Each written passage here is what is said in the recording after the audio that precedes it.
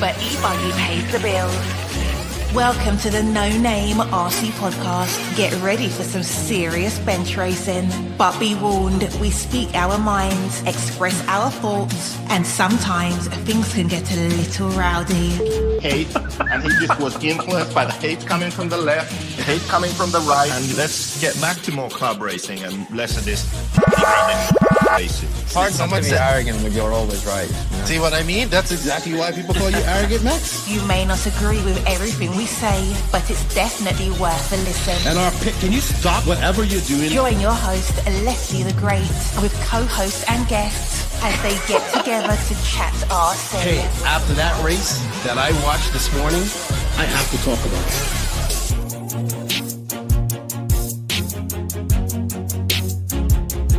Here we go.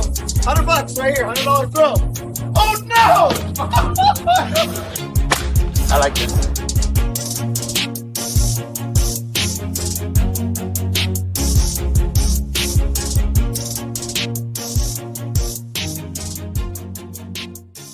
Yes, indeed. Nitro's the glory, but E-Buggy pays the bills. What's going on, everybody? Welcome back to the standalone interview of my good friend, Robert Batlle. But before we get into the interview with him, I'd like to say thank you to all of you guys out there, the NNRC squad. Thank you for all the support. We greatly appreciate it from around the world.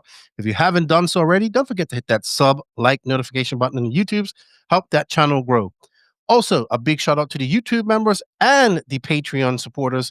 We greatly appreciate your support. You guys go the extra mile and make things possible for this podcast. If you like what we're doing and you want to support the podcast and get perks as in YouTube member and Patreon only lives, early access to podcasts, for the price of a cup of coffee, you can support a month. You can support the podcast. Links for that in the written description of this podcast. Also, a big shout out to the companies that make this possible. They are J Concepts, High Tech RCD, Sidewinder Fuels, Latera Racing, Invisible Speed, ML Toys, Dollar Hobbies, Side Piece Racing, Get Stuff Done Coffee, home of the Hustle Raceway there in Kansas, I think it is. Elite RC Productions, RC Project, Techno, Mayako, Racecraft USA, and Clinic RC as well. A big shout out to Fly Sky as they've come on at the later part of the year. We have some coupon codes, affiliate links, and just links in the written description for these companies. If you use them, use the coupon code, save some money. I know Dollar Hobbies has a 10% code. We have affiliate links where we got a little bit of slice. And if there isn't one, just say, hey, we heard about you on the No Name RC podcast. Also, a big shout out to our drivers, David Runnerfolk, Robert Batlle, Alexander Hagberg, Maddie G, Pecco Evening, Una Hotnan, Mason Fuller, and Bada Bing Bada Boom, Davey Bada. All right, everybody. So we've had Robert on her a few times, but we haven't had Robert on her since he moved to SWORKz about a year ago. I've seen Robert at races. Finally, was good to sit down and talk to him about SWORKz, 36 Mood, what he's doing with Ultimate, HOTRACE, family life, his Patreon. He is a busy, busy man. He's also a very good friend of mine. I hope you guys enjoyed this conversation with him as I did. If you guys want to support his Patreon, I'll leave a link for that in the written description of this podcast. Thank you, Robert Batlle, for your time, and thank you for coming on. We greatly appreciate it.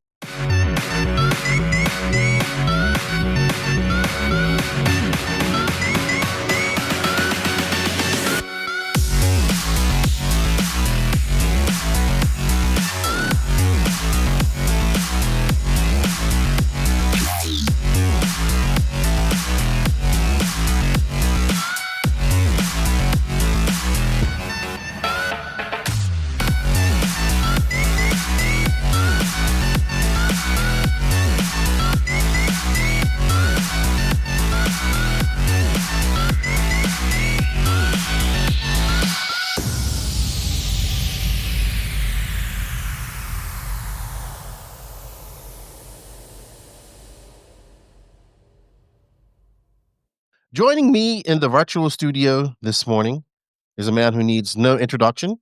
You guys know him. He's been on the podcast quite a few times. He's a 3-time European champion, world champion 2012, good friend of mine. I don't know how many times he's been Spanish champion, but it's quite a lot.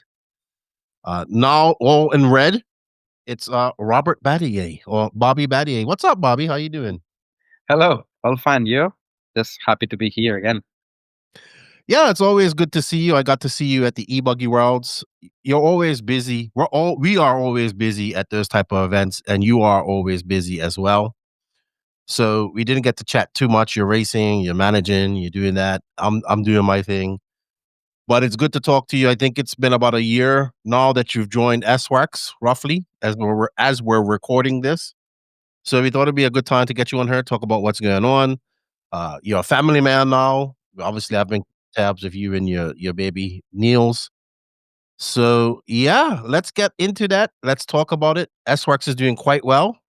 We have made solo winning races in the USA. Canas, as we talk, just won Buggy Land. He was also impressive last year. Probably not had the best year this year. I mean, he's had a good year, but not up to his standards that he would want. Good to have you on. I know you've been uber busy, and maybe we'll start right there. Family life, SWORKz. You got family life, SWORKz, 36 minute doing hot race stuff, doing your Patreon stuff. So let's start with SWORKz. How has that been for the last year?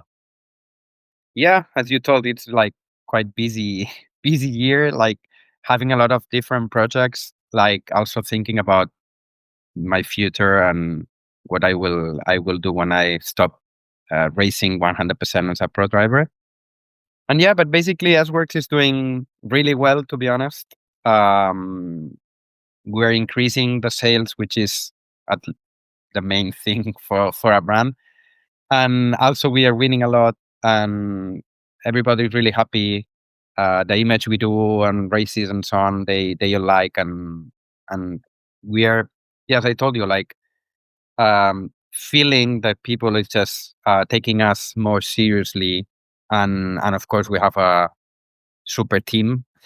Like we just came from Batlle, and at A main we were like 5 cars into the A main, which was the most run into the A main. But also with our customers, we won some of the other finals, and we were top 3 in some of the other ones. So yeah, happy to see that people is just following us.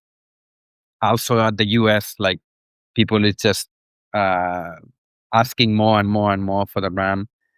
And now having a bit 1/10 coming with the new platform, I think we will increase more at the US market. And yeah, I mean, quite a lot of work because yeah, just sharing the pro racing with all this stuff, it's just a bit difficult, and I have to focus a bit on some races. I cannot focus anymore in all races I go for just the driving side. But yeah, it's many years that I'm racing, so it's time to do Yeah, this. and you're no slouch. I mean, you got what, 7th at the Worlds last year, Yeah, and then 4th fourth. at the Euros Yeah, 4th this with, year. with 2 different cars. Because I think you got 7th at Mayako, and then 4th at the Euros, which was very good. E-Buggy Worlds, we're not going to talk about because you was like, I don't even like E-Buggy that much, so I get that. But I wanna retract because you were with Mugen for many. If you guys want to know more about Robert Batlle, you can go listen to some other podcasts. But if you're just tuning into this, Robert was with Mugen for many, many years. He was also with Associated. He was also with Hobao. I think he won a Euros with Hobao, Yeah. Associated, and Mugen.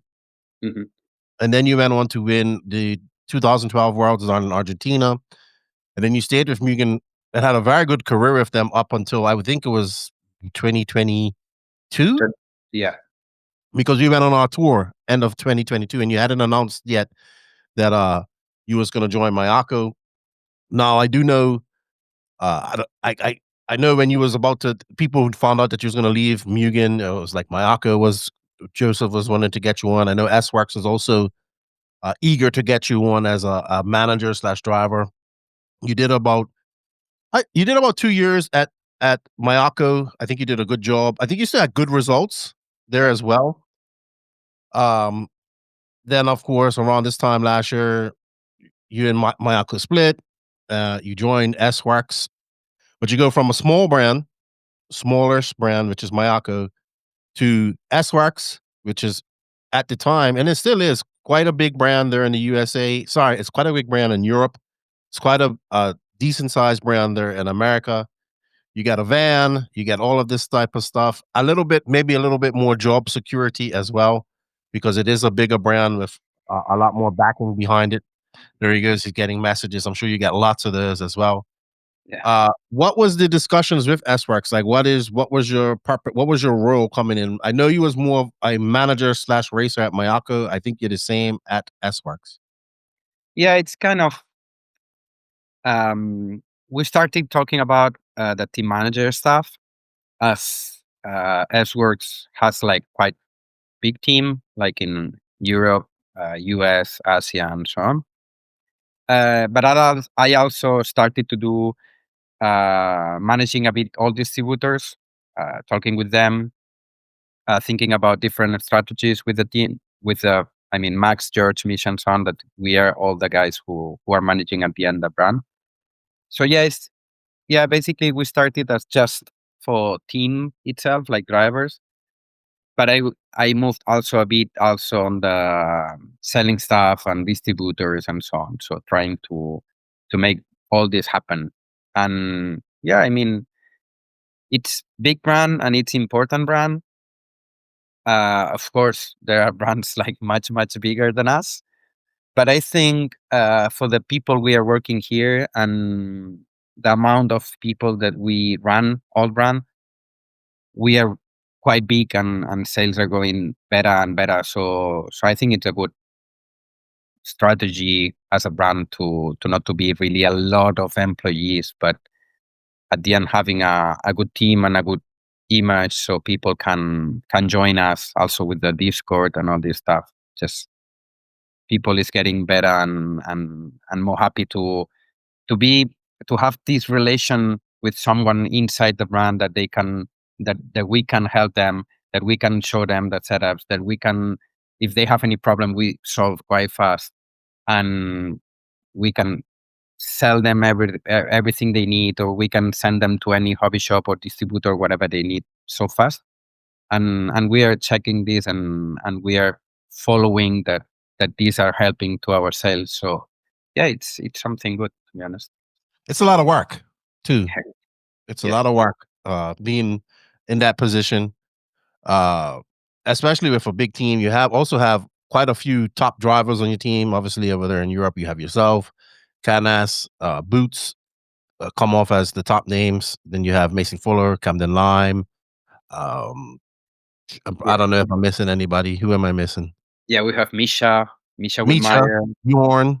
John Newman, yeah, Dominic Yeah. Dosek. We have like quite big names, and also one thing I like so much is that when we are all together, if it's Europe or US, wherever we go, we are really close each other and we work a lot each other inside the tent, and we share everything.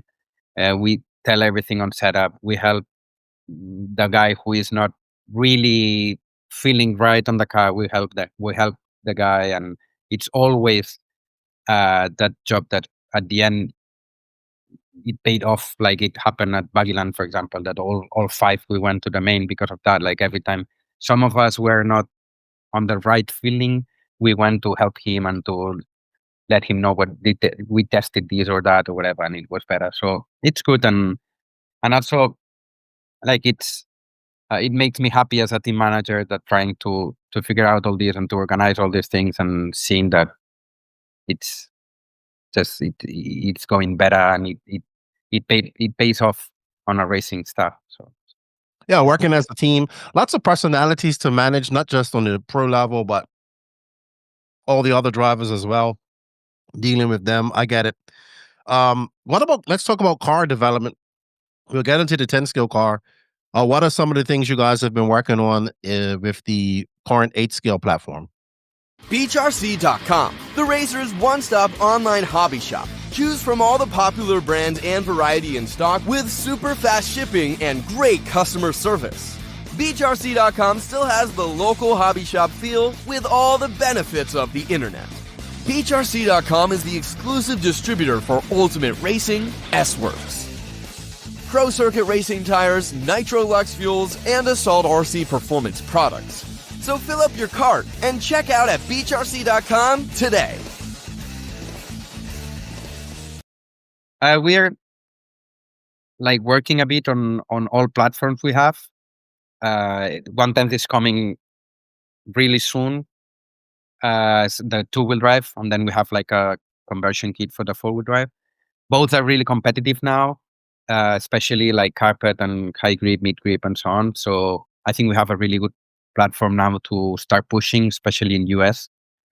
About 1/8, of course, we are testing things and we're developing things for the new car. Of course, it's not soon they're releasing. So we have the thing is, it's a bit difficult also to develop that car because it's so good and people loves it so much and we are fast and we are winning. So to develop a platform which is winning and doing really well, it's not easy. So we have to do like step by step and knowing 100% that it will be a bit better or at least same or more comfortable or something like that. And not to just do new things just because they are new and maybe we lose speed or we lose space. So yeah, I'm especially doing all that stuff. Misha is also helping me on that. Then Kenneth and Elliot, they are doing this, but they are more doing this on his own private testing, not on races, because they both, or Mason, for example, also they have to really stay on the top spots and so on. But my job more, it's about testing all this stuff during racing also, that we learn a lot on that. And of course, sometimes it makes me not to have the pace I would like to.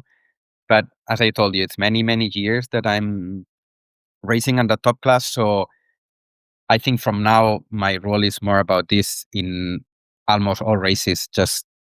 I took 2-3 races for next year just to be like concentrate and focus on just driving. But all the rest will be more about developing and being with the team, helping and all this stuff. So probably I will not be as competitive as I was in the Euros in 2 months ago. So yeah, but it is what it is. We all get older and we have to admit it. So Yeah, and you have a lot more responsibilities now. Do you still get out to test, or is it just mostly on race days? 'Cause no, I test. I test almost every week. If it's now, for example, this season right now, this month, it's like racing and racing and racing every weekend. So I have not time enough to race during the week. But yeah, if I have, for example, 1 week off, like 1 weekend off, then during the week I go testing a bit and just for this, like developing the new parts and also, of course, new tire for HOTRACE compound. And my engine, for example, is also something that we are developing new things and we are testing new things. But as I told you, people think like maybe it's a bit easy to develop these things, but once you do, for example, new compound or whatever new, it's a long work that you have been doing for months, like a lot of months, because you have to test on really different surfaces, different temperatures, different conditions, all this stuff, and then to decide, okay, it works, so we go to sell this.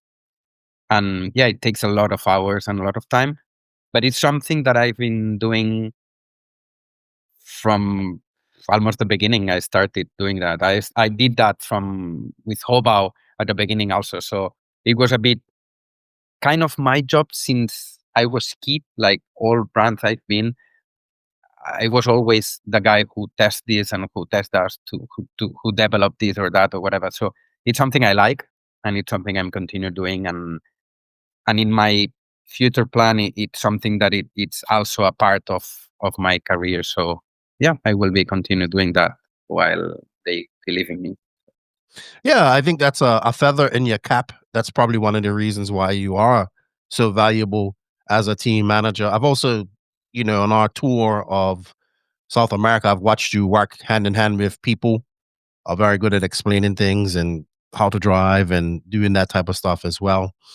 I guess I want to get onto the 10 scale because one of the big questions was about why not attending the Worlds. I did explain because Micha explained, but I wanted to ask one more thing. Do you find there's a big difference in setup between like an American Mason Fuller or the American side of things compared to the European side of things? Kind of like it used to be. I remember at one point Mugen used to release a European Mugen and then a regular Mugen. Do you still find that divide so much between the European tracks and the American drivers? It's quite different, to be honest. We have to adapt quite a lot the setup when we go racing, like tracks like DNC or tracks like Silver State. I don't think we need a big difference on setup for tracks like AMS that we will go now. Or, for example, I think Roar Nuts, where the walls will be. I think it's not really super different on setup. I was even surprised that they decided that track for the Worlds next year, to be honest. I thought it was going to be something more like kind of DNC or Silver State after like Redovan, and I mean they kind of complain a bit on that. So I expected like, okay, now we go to the US. Worlds will be there, so we have to get ready because it will be kind of DNC or Silver State for sure. But no, it was. I mean, at the end, until now, Thornhill is kind of normal track. It's not really US style from my point of view. So it's kind of 50-50, I would say. They told me that, for example, on HOTRACE, they use the Sahara clay. So it's kind of a pattern and compound that we used to drive here. So it's something that we are comfortable driving that. But yeah, once you go to DNC or Silver State, the difference on setup is day and night. It's completely different. So yeah, I mean, on this side, it's really, really different. Okay. Yeah. By the way, SWORKz swept Silver State this year. Just so people remember that. They also won it the year before in Nitro Buggy, and they won DNC the year before that. With they won Nitro Buggy at DNC 2024 with Elliott Boots. Won Nitro Buggy at Silver State with Canas. So very impressive. Let's segue into 10 scale. So a lot of people were surprised not to see Mika or Jorn or this other young man, Blasik, at the Worlds. I talked to Mika about it. Basically, he said they decided to, from what I understand, they decided not to spend the money to go to the Worlds because they didn't get to go to the pre-Worlds with their new car that they have developing. They didn't have a prototype at the time. You just talked about them having a prototype. It's almost ready to go, I guess. Tell us a little bit about the Worlds and maybe touch on what we can expect from this new two-wheel drive car. Are you looking to take your ride-on car to the next level? ML Toys makes it easy with plug-and-play modifications like motors, speed and brake controls, and more. ML Toys is the one-stop shop to make your ride-on car the coolest car in the neighborhood.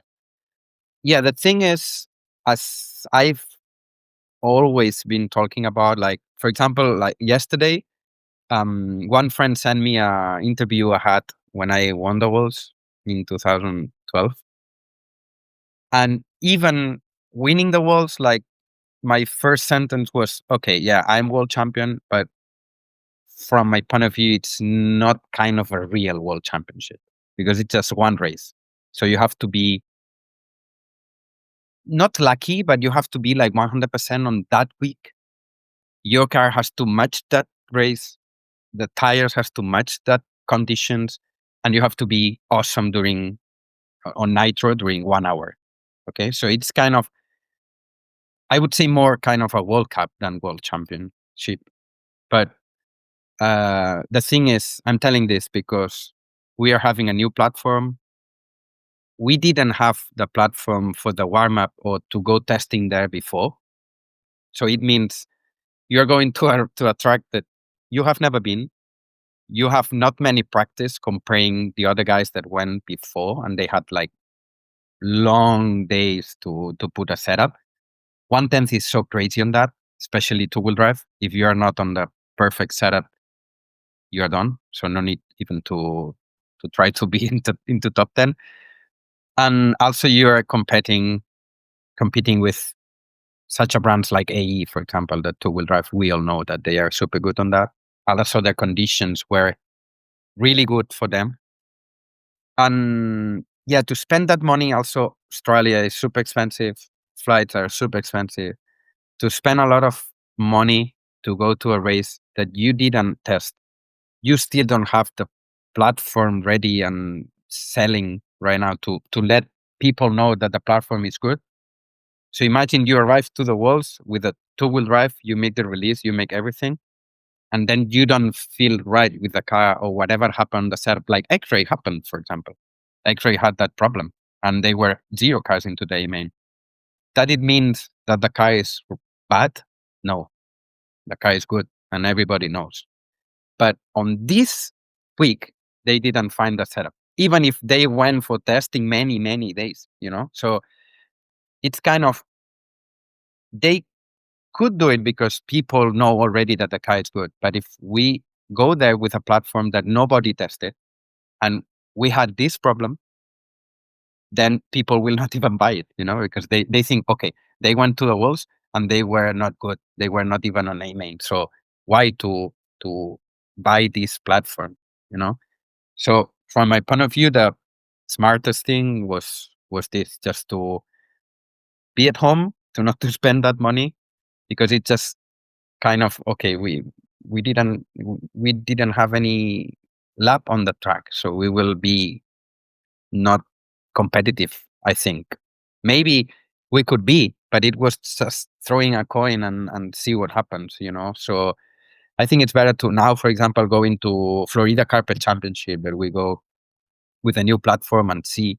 We were at the Euros and we were competitive with a new platform, even if we had like only 1 day practice there. So it's kind of these things where I think it's better, and that's why I told you about what I think about the World Championships, that we are a lot of people. At the end, all brands are moving a lot of money into the RC, and it's a shame that we don't have a proper World Championship. And I've been telling this since day one. Even winning a World Championship, I think it's not really fair about it, because it's like, okay, it has to be a World Cup, but not a World Championship. It's kind of, I'm really a fan, a follower of RCGP stuff. Something like that, it should be the thing to go. But in RC, sometimes we spend more time to argue with each other. Yeah, I agree with you. That is we can talk about that for a whole other podcast, right? Yeah, We've exactly. talked about that quite a lot, but I would 100% agree with you. I fully understand the reason for not going to that race. That it's kind of like why people are like, well, why isn't Cavallari there? Well, I said, one, he doesn't have a chassis sponsor. The people that do sponsor him is One Up. They probably decided, hey, it's better we take that money, which it sucks. I really would have liked to see Cavallari at the World Championships, but it's probably better off spending that money. They sent him up to like a race up in Pacific Northwest. They can send him here. He'll go to Carpet Champs. Yeah. And yeah, but you have to make those type of decisions, right? So yeah, let's talk about that. You said that the 2-wheel drive car will also convert to a 4-wheel drive car at the same time. Yeah, we have the 2-wheel drive platform, and then we have like a kit to convert the 4-wheel drive we have now. Make it more lighter and so on. So it works a bit not much better than it is right now. And so we have both platforms ready and good for any race you want to go. Okay. I'm sorry, I did get confused. I do apologize. Which is, there is a market right now, especially in the USA, for another couple brands. Mugen obviously just released their prototype, almost ready to go, 4-wheel drive car. You guys are coming. Right now, it's basically Schumacher, X-Ray, Associated. There's a sprinkling of TLR, a sprinkling of the PR guys. There's some hearsay of Kyosho getting back in, but that's maybe a couple years. I know they had a prototype 4-wheel drive at the Worlds. But you guys and Mugen seem poised to get into that market. You do have racers like Mason Fuller, Caden Fuller, Camden Lime. I don't know how. I know the Fullers used to do a lot of 10 scale, right? And I know Lime has done some. So maybe we start seeing them go. And I don't know who the other teams are that are good in 10 scale. I do apologize for that. But there is a market there. There absolutely is a market to be filled. I think even in Europe as well. And I'm not trying to be disrespectful. It's almost like SWORKz had a 10 scale program, but yes, they focused on it, but it was kind of more 8 scale all the time, right? I know Mika has been very involved in it. I know he's been racing a lot. So putting a little bit of focus into it, coming out with some updated cars, I think it can only be good for you guys. Yeah, I think so. And that's why, as you told, especially for US and North Europe, I would say, Mhm. having a brand that it has both classes, like 1/8 and 1/10, it's always helping for customers and also for top guys, like, for example, as you said, the Fullers or Camden Line and so on. I'm talking with them already and starting to have a program trying to help them to drive a bit 1/10 also. And of course, we will probably start with them because, I mean, from my point of view, they are super good and they are fast. So I'm sure they will be fast on 1/10 too. But of course, why not to think about to have like team for 1/10 and team for 1/8? Mhm, mhm, But mhm. I mean, first we have to start selling good the platform and check that everything is fine, the production is well, and then we'll keep thinking about to add someone for 1/10. Okay. Because in America, you kind of need two. You need one for mod and one for the stock class. But the stock class is more motor based, I say. Yeah, that's where. And that's where a lot of the money for it comes.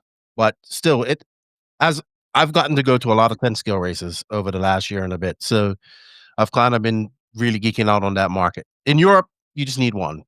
Or you need, well, not one, but you just mostly mod. You know what I mean? But it's good. There's a market there. There's some room, and you have quite a lot of SWORKz drivers, and them being able to run competitive 10 scale programs will definitely be a benefit for you. Yeah. All right, let's touch on HOTRACE. Techno RC. Techno RC is a championship winning manufacturer of high performance 8 scale, 10 scale, Nitro, and electric RC buggies and trucks. With a worldwide dealer network, USA and Europe based headquarters, comprehensive warranty program, and global race support, Techno RC is excellence in RC. View the full lineup of Techno RC race proven vehicles by visiting www.technorc.com. You still working there hard with HOTRACE with Nicola. Yeah. You guys are always doing a great job over there in Europe. Still over in America, you still have drivers as well. What's some of the things you're working on at HOTRACE? We're working like many different things. Sometimes a bit too much.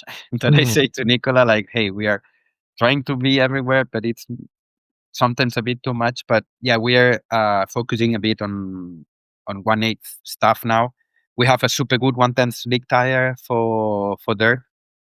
It's like kicking. Yeah, it's doing very well. It's surprisingly good. We didn't expect that different, so we are happy on that.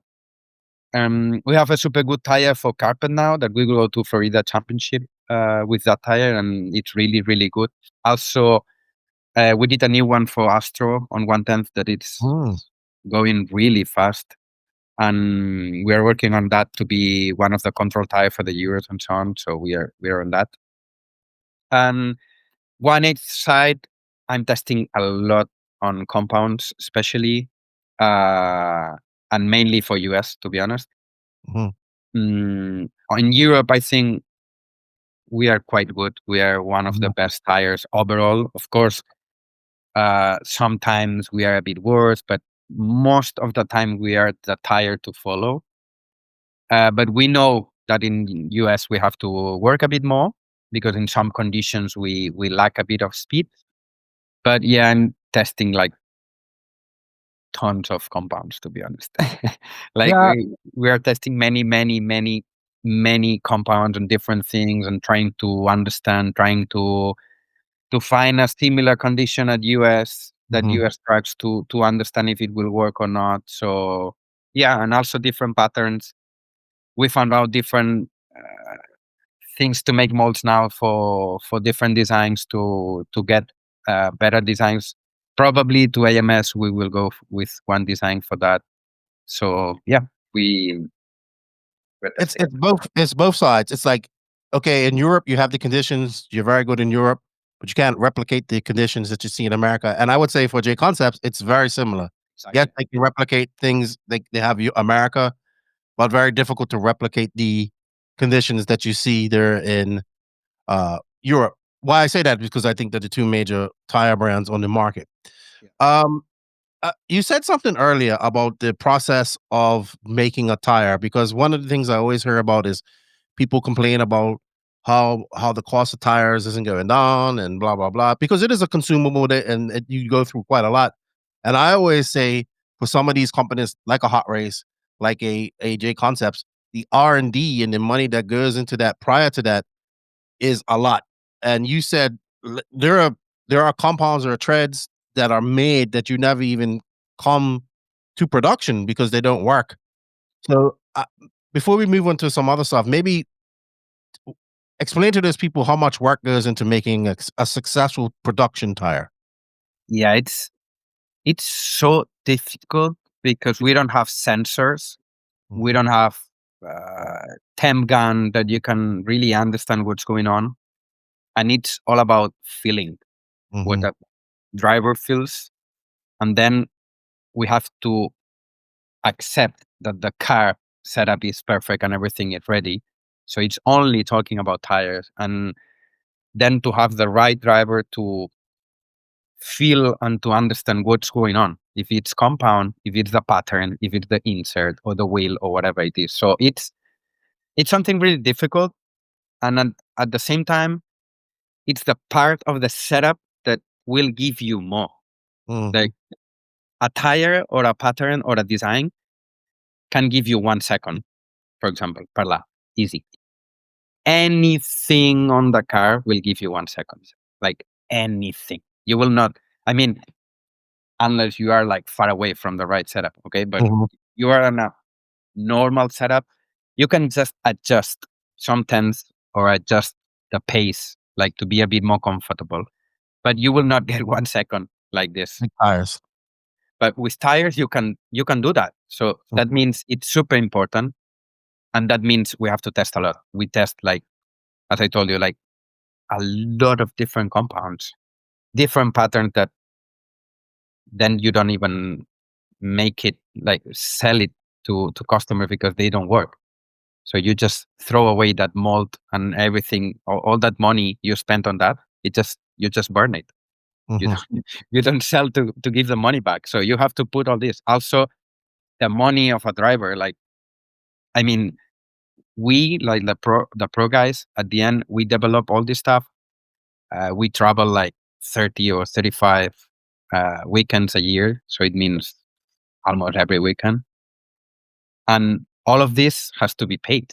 I mean, you cannot, I would love to live from the air or something like that, but I need money, So I think all pro guys, if you want to do this job, you will need money. And not only, not only me, everybody at the end, it has a job. So yeah, it's huge money that you spend developing and researching and all this on tires and cars, on all these, also the molds. And it's something like people don't realize for sure. I understand that it's difficult for a normal guy that he wants just to buy a bag of tires, put it on the car, enjoy, and bye-bye, So it's kind of, they see maybe like a toy, and they don't understand that R&D that you have to do on these tires or this car or engine or whatever, it's huge. Because as I told you, on F1, for example, they have thousands of sensors that you can see the movement on the tire, if they are lacking of traction, or if it's sliding, or if it's sliding on traction, or in grip, in side grip, or whatever. For us, you have nothing. So you have your own feeling about, okay, it's just not having traction because of the pins bending, or maybe it's the compound that it's not having the right traction, or why, So it's as I told you, I've been doing that since long time ago. I started a lot with Pro Circuit. I mean, I started from day zero on Pro Circuit tire, and I won the worlds with Pro Circuit tire. So it was like from 0 to 100 during the years, and it was a lot of years, a lot of testing, and a lot of at the end knowledge from myself that I got from all these years, and it helped me also on HOTRACE. When I started on HOTRACE was really small, and everybody was telling me, because I won the Euros the year before I joined HOTRACE, and everybody was telling me that, oh, why you go to that one, you will disappear, blah blah blah, you will do nothing, blah blah blah blah blah. 2-3 years later, we won a Euros on E-Buggy, and now we won several European titles more. So, it's kind of at the end, if you work hard, it pays off, but you have to be really, really passionate on that. Absolutely. All right. Thank you to High-Tech RC for all that continued support and winning a European Championship with David Ronnefolk here recently at the 2025 European Championships in Barcelos, Portugal. If you're looking for top-tier performance and reliability for your RC setup, High-Tech RCD has you covered with industry-leading chargers and servos for both surface and air applications. Whether you're bashing, racing, or taking to the skies, High-Tech's advanced technology delivers precision, power, and durability when you need it most. From high-torque servos to smart, efficient charging solutions, trust High-Tech to keep you in control. High-Tech, powering passion, elevating performance. Visit www.hightechrcd.com and let them know that you heard about it on the No Name RC podcast.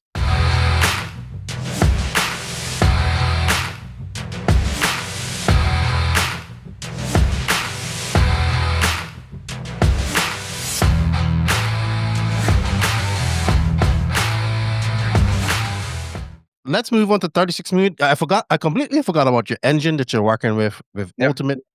But this is another hat that you're wearing, 36 Mood. You've been very active in that. Your engine. Let's talk about that. How is 36 Mood going? Yeah, it's going well. It's going better and better. Now I have a guy, Jesus, that he's helping me a lot on the web shop and also social media. If you see, like now I'm pushing quite a lot of social media, so he's doing all that stuff, so I can do like SEO stuff and all this on web shop, also just combining to all my sponsors, of course. But yeah, it's going good, to be honest. It's not my main income, of course, because I have like many other things to do, but it's something that I like, and it's something that I want to have all stock and everything that I use, and also all other brands, because I have many brands. It's not only my brand into the web shop. It's like I have X-Ray Associated and all other brands. And it's kind of, I'm trying to be kind of that web shop that you can find almost everything. I have my base in France. My warehouse is there. It's not even at home because I'm traveling a lot, as you know. So if I had to handle all this, customers will have to wait me to come back from a race and all this stuff. So I didn't want to this happen. So I took a warehouse in France. Everything is sent by there. So even if I'm in whatever the world I am, people that is ordering things into my web shop, they will be sent at the same day. Also, the stock is always real, like 100%. I'm now doing a video about that, like explaining how the web shop is going, how it works and all this. But yeah, step by step, people is just realizing that I have a web shop and it's running by its own, and they can buy even if I'm racing, because when I'm checking, it's like when I'm racing, it's like no orders. Gotcha. Then when I come back, all orders are arriving, it's kind of, hey, you can order even if I'm outside, no problem. So, but yes, I mean, my future plan is a bit this, like to be 100% SWORKz on team managing and distribution and all this stuff. And then on the other side, having a bit the web shop, the Patreon, and all my sponsors, so I can have a good budget altogether. And having also Jesus, that guy, helping me side by side, it's always a pleasure, because only myself would be impossible. Oh, I know. I'm starting to see. I need a Jesus. I definitely need a Jesus to help out with social media. Let's talk about the engine, because the first time I saw the engine was actually in your Patreon, which I know you picked my brain a lot about Patreon. I get your notifications. I don't watch them all, but you're very busy on there. But before we get into Patreon, let's talk about the Ultimate Engine. You got a Robert Batlle. I think Elite did a raffle of one, a signed one by you, which was really cool. I don't know how Lance got that done, but he got it done. Ultimate, you have the Dakota fan engine they're getting 10 minutes of everybody. I've always said the engines now have enough power. It's about getting that runtime from them. Maybe tell us a little bit about the Bobby Batlle engine. Are you applying any of the invisible speed? Absolutely. At LCRC last weekend, I spent like 5 hours just sitting there reading this thing. It was amazing. I'm starting to think of setup differently, and I feel like maybe I'll be able to help people eventually. Yeah, I think I really like the pairing between you and Joseph. Many people are shocked by that pairing, but I'm not. I think you're doing a good job, and I hope that I fully believe in visible speed, and I think with somebody like you behind it, you can do well. Yeah, it's we got a collaboration with Ultimate, so we do the Ultimate R36 engine. Now the one we have now, it's limited to 150. We will do another one, like not limited, like normal, like I would say normal engine that you can buy during the year and so on, because it's the 150. It's almost done in 4 months or 5 months that I released. So it was good. I just missing few somewhere in some hobby shop, but not really a lot. But yeah, it's a square stroke engine. Now we got an agreement with OS, so only our engines will be stroke engine, all a square stroke. The other ones will be like the long stroke they are and so on. Why we did this? Because from my point of view, the square stroke is the best you can get from the OS line. From my point of view, we tested a lot. I had all different configurations to put, and the one we decided it was awesome. That basically is the one we did also for the MXR V2.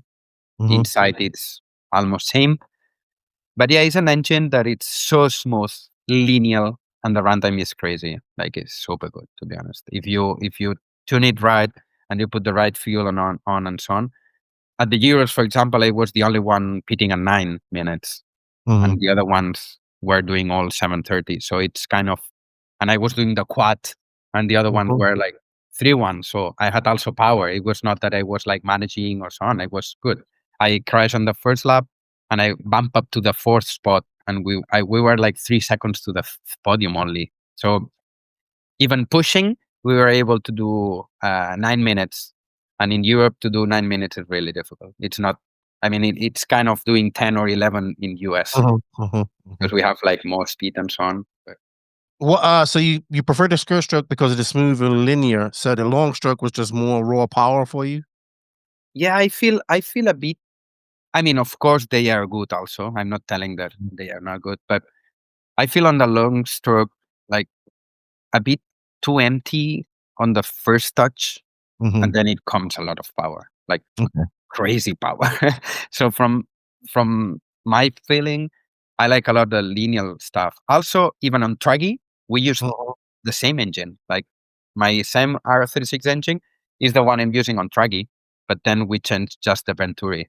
The restrictor we use on Buggy, it's about 575 to 6.5. On the Traggy, we go to 8, for example, or 8.5. And that's the only difference. And it worked. Dakota is using the Ultimate, and he's winning on Traggy also and so on. So it's not that you need more than that. From my point of view, it's more than enough. Absolutely. And it's an engine which is, we do a lot of gallons on that engine, and it's safe. Of course, you can have a flame out, but you can have a flame out with any engine. But from my point of view, it's something really good. The collaboration we got with Ultimate, it's something nice also for the future. Even if I stop racing, it would be continue doing that, because I will still doing the develop for the engines and to have my own. So yeah, It's something good, to be honest. I think it's a good thing to go, and it's something that at the moment is running super good. So I hope it will be being same. Absolutely, excellent. All right, let's get onto your Patreon, because I remember when you started asking me about this. You're very busy on your Patreon. How's that going? I'll leave a link for that in the written description of this podcast so people can join as well. But you're doing a lot of lives. You're doing a lot of action in Patreon. I know a lot of the RC community isn't hip to what Patreon was, but it's basically where you can go and support an art. It's basically I think it came about for artists, like independent artists, where you can support them. I have a Patreon as well, like everybody that supports me in there. But you are very active. Yeah, to be honest, it's something that I was thinking about, especially I saw on you about the Patreon. That's why in my Patreon I have like, hey, follow also No Name. I don't know how to do that though. I have to figure out how to do that. Okay, yeah, no problem. But yeah, it's something that I felt. I mean, at the end, I understand that what I told you, all the knowledge I got from all brands, especially. I mean, I'm honest always, 100%. And especially the 2 years at Mayako with Joseph side by side, I learned so much on setup, and I would love to learn this maybe like 15 years ago, to be honest. But on that time, nobody was sharing things and so on, so you had to do it by your own, more or less. And I thought about that. Okay, I learn a lot. I have knowledge on that. I think I'm useful for people, so let's do a Patreon. So I help them and people help me, so it's kind of a both parties thing that, I mean, give me just 1 second. I started Patreon like 7 months ago. I think like 7 months ago, more or less. And I have like 89 posts. Wow. So it's kind of, yeah. And most of them are videos, like explaining products, explaining setups, and all this stuff. It's true that I'm starting focusing quite a lot on Spanish language, but now I open completely, and it's English and Spanish both. So if you are also English, you can be there. I have the blogs also. I do on some races I go, so that blogs are also there. And the blogs, for example, they have a part that is just for Patreon. So if they want to see that part, it's just for Patreon. The thing is, Patreon is it's 10 euros per month, but you have a good discount on my hobby shop. So it's kind of, I mean, you have all content, you have videos, you have the blog, you have live videos. When I'm on racing, for example, at AMS, I will do a live video for my Patreon guys to show them everything, to explaining what's going on and all this stuff. But at the same time, you have a good discount on the hobby shop. Oh, so that's really good. Yeah, so it means, okay, you pay 10 euros, but if you only buy 100 euros to me, I make you this discount. So you get my Patreon for free, I would say, So it's kind of, as I told you, it's kind of a collaboration. Like, okay, you are giving me that 10 euros, but I offer you a discount of that 10 euros. So we are equal, and you get content, and I get a customer into my hobby shop, for example, or into SWORKz, or into whatever you want to buy to me. Because at the end, the Patreon guys, they are not all of them buying SWORKz. I have Patreon guys with X-Ray or with Associated or Techno or whatever. I have more different brands, but it helps to people, and it helps also to me. So I think it's a good thing. It's also a thing that I will push more now, because I'm seeing that sometimes a guy, for example, like 1 week or 2 weeks ago, one guy arrived like, oh, I didn't know even you had a Patreon, and that's awesome. I like so much your Patreon. And I was like, I don't know, I'm pushing that since half a year ago, but I think I have maybe to push a bit more, because people are just liking more and more.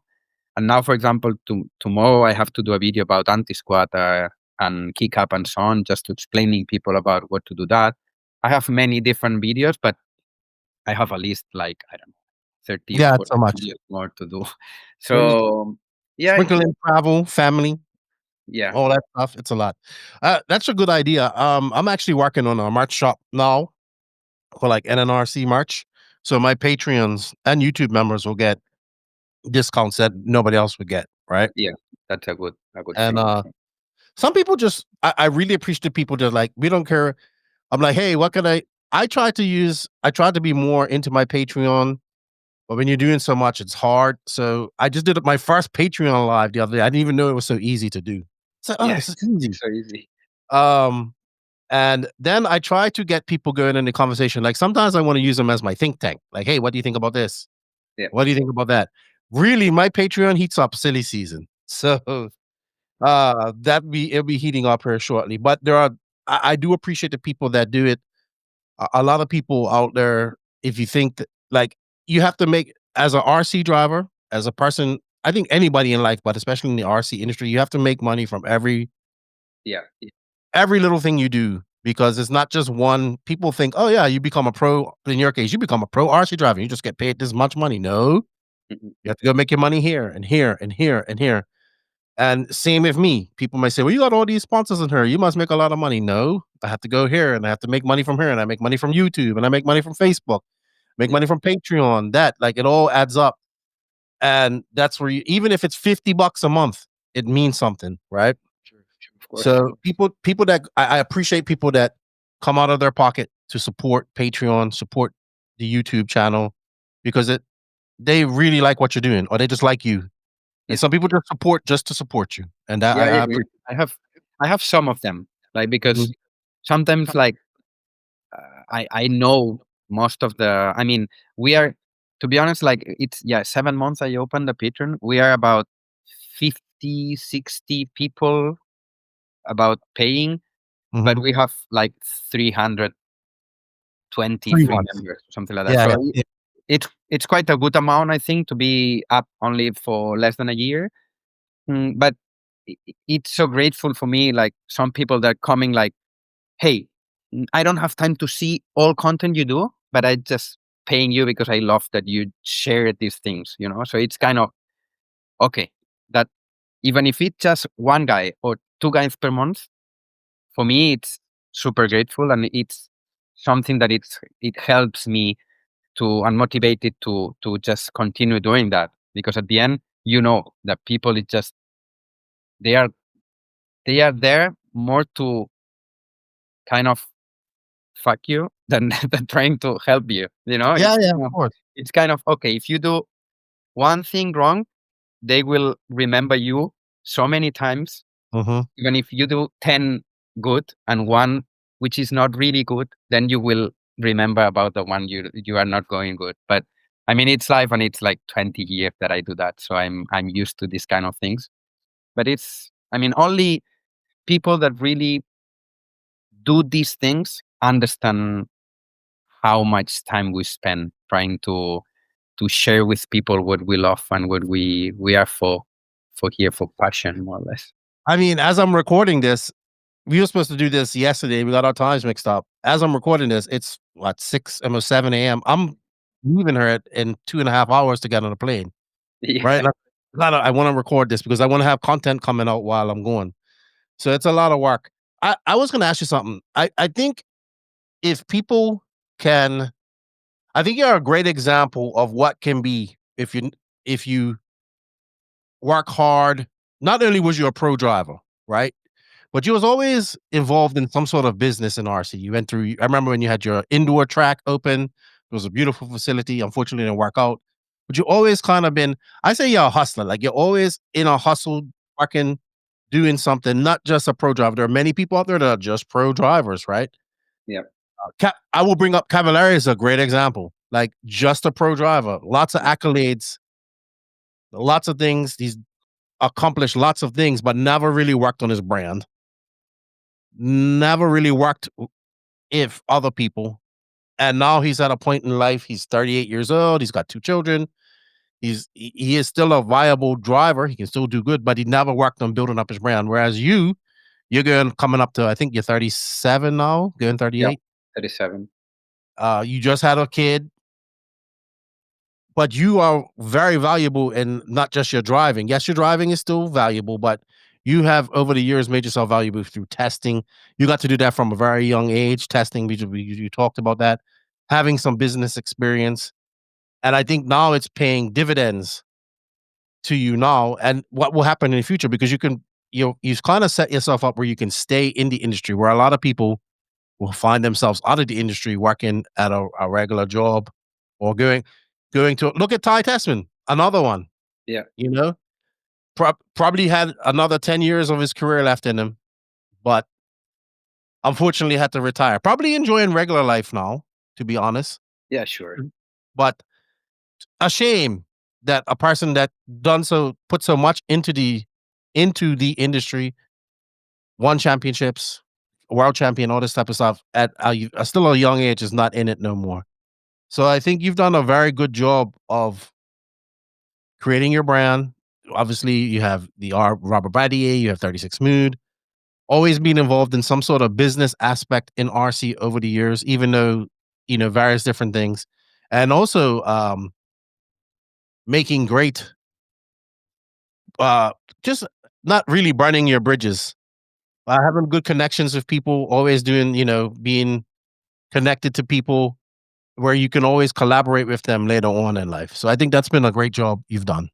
Yeah, thank you.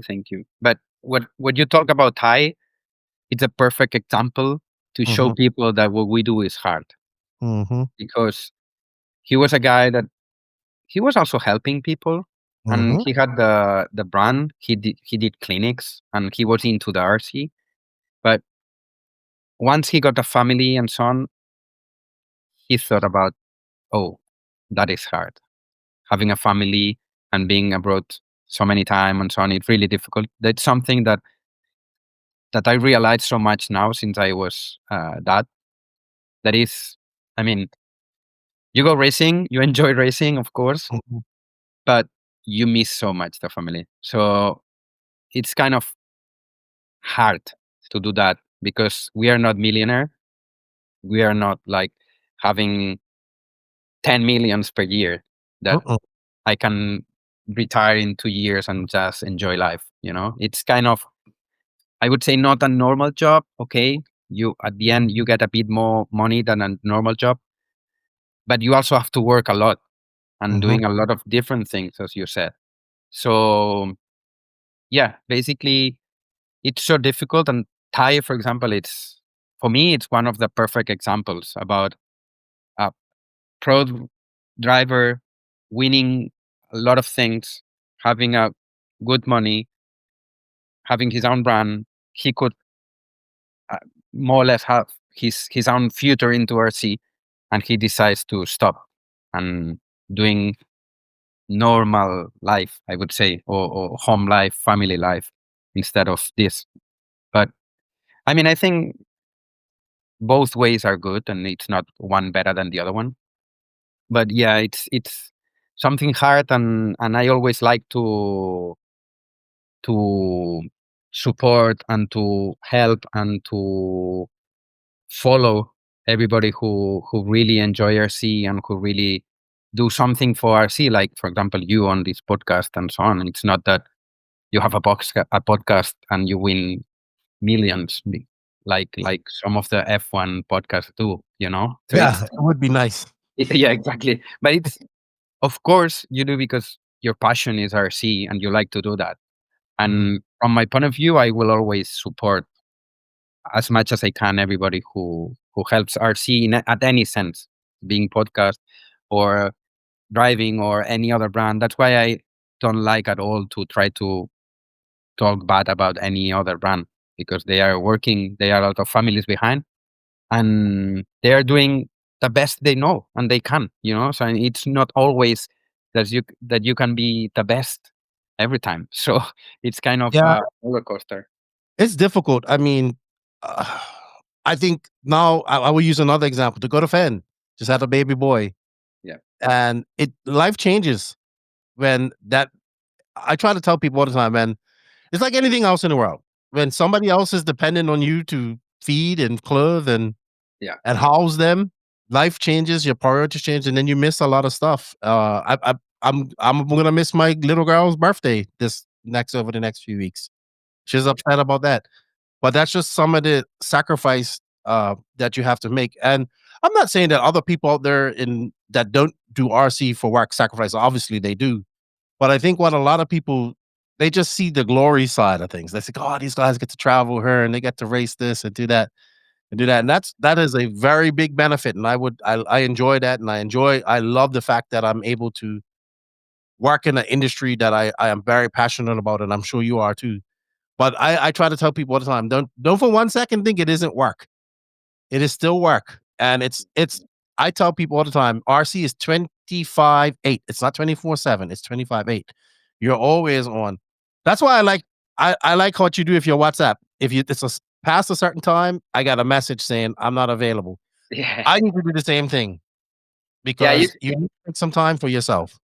That is something that I do. I think I started to do that like 1 year ago or 2 years ago, because I don't know. I'm 100% honest with you. I talk with, I will not tell you 100 people, but 70, 80 people per day minimum. Because at the end, people that is following SWORKz, at the end they come to me to ask about this, but they ask also HOTRACE. They come also for Ultimate now. Everything from highest, from LRP, from all sponsors, they come to me because I'm quite easy to get in touch, and also the hobby shop and all this stuff. So it's kind of, I was someday at home, like it's kind of, I can be 24 hours per day answering people, and it's still, if one guy doesn't get my answer fast, even they complain.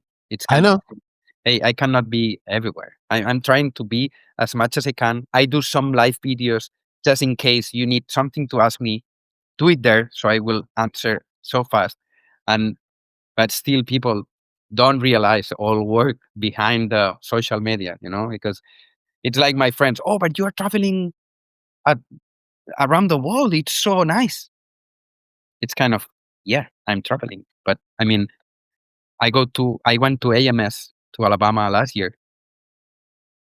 I know from Alabama the hotel, the track, and the airport. It's the only thing I know from Alabama, and the highway. It's kind of these things that they don't really realize. But Robert, you still got so do you still have the Montero? Yeah. I don't so know. That's something we have in common. I don't know if I will keep it long, because we are doing a new house now, and I think I will need a bit of money to finalize all I want to do. So probably I will have to sell some things to be a bit more safe. But yeah, we'll see. So yeah, I purchased a new vehicle this year, and I remember Robert talking about his Montero. Yeah. And then I remember saying, I don't like Monteros because the ones here I didn't like, right? But yeah, and then I ended up buying one. Mine's a little bit, I got a 08. He's got a 06. I love my Montero. They're awesome. They can go anywhere. And I know a lot of Americans might not know what they are, but they're like Mitsubishi's answer to the Land Cruiser. And they're very popular in Europe, South America, and Asia. And they're like all-terrain vehicles. So yeah, I like it. Oh, good. Well, it is Bobby, I appreciate you coming on. I appreciate your support and all of that. I wish you all the best of all your projects and everything that you're going on. You've always been a good friend to me from the very beginning. I'll see you at AMS. Yes. And at Florida Corporate Championships. Yeah. And I don't know what you got in between now and then, but good luck at that. And we go to Colombia. Oh, you're going to the Colombian race? Yeah, we go in 4 days. We travel. Is it just you? Canas. We go Canas, me, Serna, and we are like 80 or 90 people. Nice. Well, yeah, and we are like 30 SWORKz or 40 SWORKz. Like Canas is going to like Colombia. Yeah, that's for sure. Yeah, I agree. I agree on that. I would like to go Colombia right now.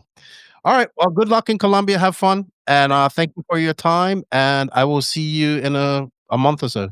Yep. And again, thank you for all your work, Max. Also, as he's helping you. So yeah, a pleasure to be here, and I hope you can be bigger and bigger and bigger every day. If you guys, with your support and support of the people, we can, and I want to see you grow as well. So we help each other.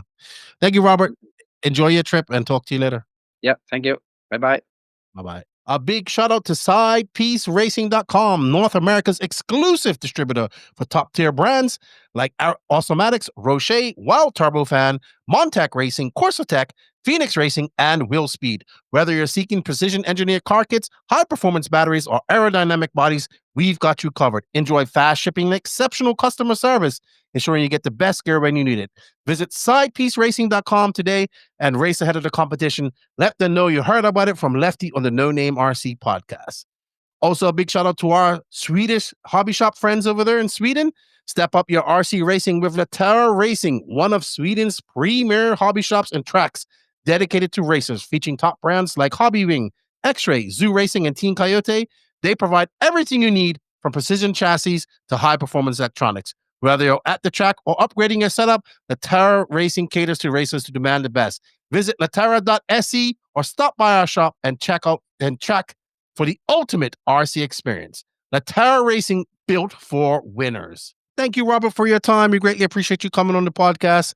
Thank you for being a great ambassador of RC. Congratulations on all your hard work there at SWORKz. Thank you all for the continued support, the NNRC squad around the world. Thank you for all the support. Don't forget to hit that sub-like notification button. If you're listening to us in the audio only, come on over to the YouTube and give us a like, sub, and notification button check there as well. Also, check out some of the podcasts. And if you are a YouTube member, go check out some of our audio only podcasts. We have 100 episodes there that you might not have listened to, and they're just audio only. Thank you to the YouTube members and the NNRC patrons. You guys go the extra mile. For the price of a cup of coffee per month, you help support this podcast financially. You get perks like early access to podcasts, member and Patreon only lives, and you get all the juicy bits as well. So if you guys like what we're doing, please consider supporting us a little bit more via the YouTube membership or Patreon. Also, a big shout out to these companies. Without these companies' support, none of this is possible. They are J Concepts, High Tech RC, Sidewinder Fuels, Latera Racing, Invisible Speed, ML Toys, Side Piece Racing, Dollar Hobbies, Get Stuff Done Coffee, Elite RC Productions, Mayako, RC Project, Techno RC, Fly Sky, Clinic RC, Ravecraft USA, and Beach RC. I hope you guys enjoyed this talk with Robert. Thank you. Don't forget to hit that sub, like, and notification button. See you all later. Nitro's the glory. E-Buggy pays the bills. And Lefty is out.